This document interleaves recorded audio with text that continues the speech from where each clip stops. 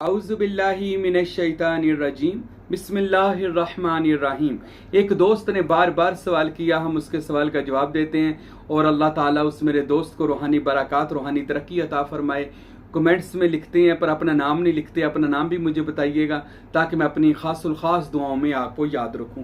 मेरे दोस्त ने सवाल किया, अपनी रूहानियत को खुद देखा कैसे जा सकता है, यानी किमें पता लगेगा साढ़े पल्ले कुछ हैगा या नहीं हैगा, किमें कैसे पता चलेगा मेरे पास कुछ है या नहीं है, तो इसको कैसे देखा जा सकता है, इसका कोई तरीका बता दें। तो मेरे दोस्तों, मेरे भाइयों, ये तो सबसे पहले तो ये हदीस शरीफ सुन लें। मेरे और आपके पाक महबूब नबी खातिमुल अंबिया, नूर मुजस्सम, साकी कौसर, साहिब जूदो सखा, ताजदार दो जहां, अहमद मुश्तबा, हजरत मोहम्मद मुस्तफ़ा, मेरे महबूब सल्लल्लाहु अलैहि वसल्लम ने इरशाद फरमाया, जब बंदे को नेकी करके खुशी होना शुरू हो जाए और बुराई करके शर्मिंदगी होना शुरू हो जाए, नेकी करो दिल में खुशी महसूस हो, चेहरे पर तबस्सुम आ जाए, बुराई करो शर्मिंदगी आ जाए, यार गुनाह हो गया, और तौबा की तरफ दिल माइल करे, और नेकी करके खुशी हो, गुनाह करके शर्मिंदगी हो, मेरे नबी फरमाए जान लो तुम्हारे अंदर ईमान का नूर मौजूद है, ईमान का नूर मौजूद है, ईमान की रूहानियत इस्लाम आपके अंदर अभी मौजूद है। अगर आपको नेकी करके खुशी मिलती है और बुराई करके दुख मिलता है, यह सबसे बड़ा टेस्ट रसूल खुदा ने बता दिया। इससे आगे मैं क्या बता सकता हूं।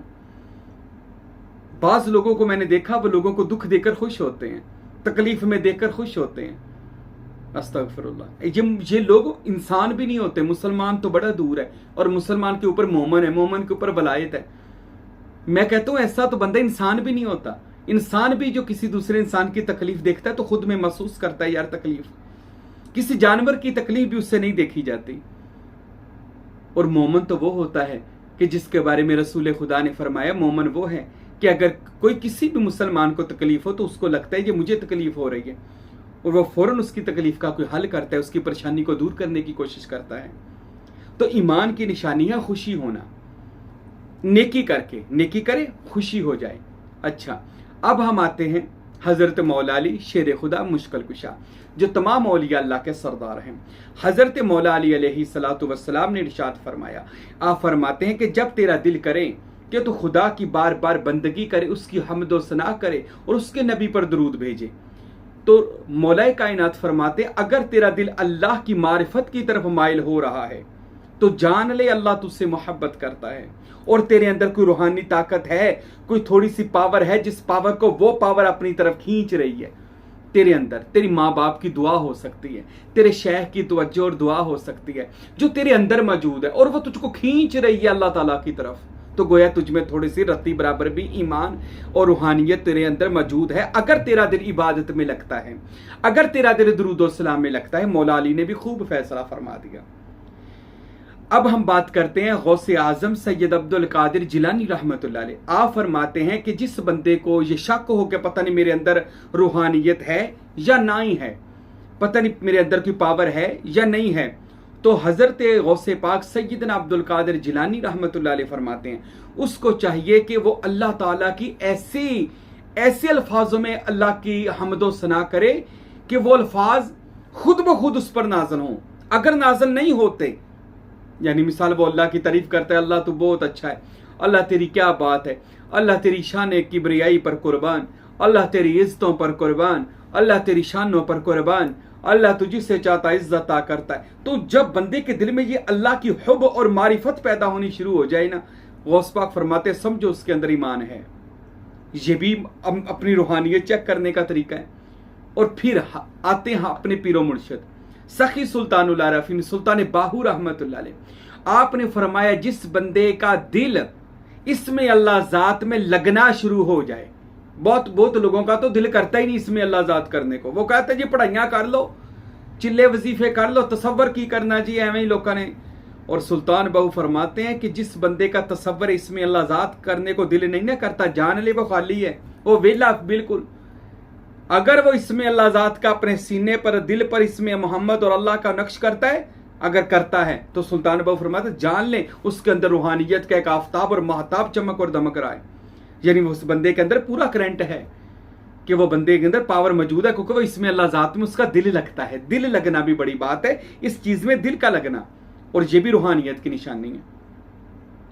और मेरे पीरो मुर्शद सुल्तानुल फुकारा फ़कीर नूर मोहम्मद सरवरी कादरी रहमतुल्लाह अलैह, आपने इरशाद फरमाया, आप हजरत फरमाते हैं कि जिसके अंदर जितनी अपने शेख की मोहब्बत होती है ना, मुर्शद की मोहब्बत होती है, उतनी उसके अंदर रूहानियत होती है। और ये सिर्फ मेरे मुर्शद ने नहीं, ये जितने भी आप औलिया अल्लाह की हिस्ट्रियां पढ़ेंगे, जिंदगियां पढ़ेंगे, उन्होंने भी यही बात लिखी है। यानी उन्होंने कहा किस्सा मुख्तसर ये है कि अगर कोई बंदा देखना चाहता है मेरे अंदर कोई रूहानी पावर है, ताकत है, तो वो ये देख ले मेरे अंदर मेरे पीर की मोहब्बत कितनी है, मेरे अंदर मेरे शेख की अदाएं कितनी है, मेरे शेख का तसव्वुर कितना है, मेरे पीर से मोहब्बत कितनी है। ये सबसे पहले अपने अंदर चेक कर ले।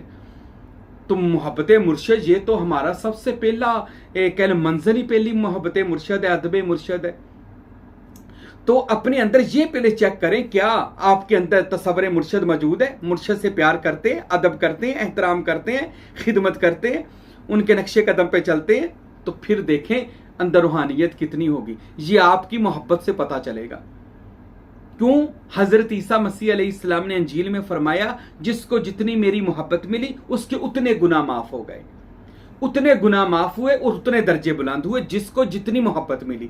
ये याद रखें, मोहब्बत जितनी मिली औलिया अल्लाह की, मुर्शद की, आप जितनी मोहब्बत कर लेंगे उतने गुनाहों से आप माफ हैं।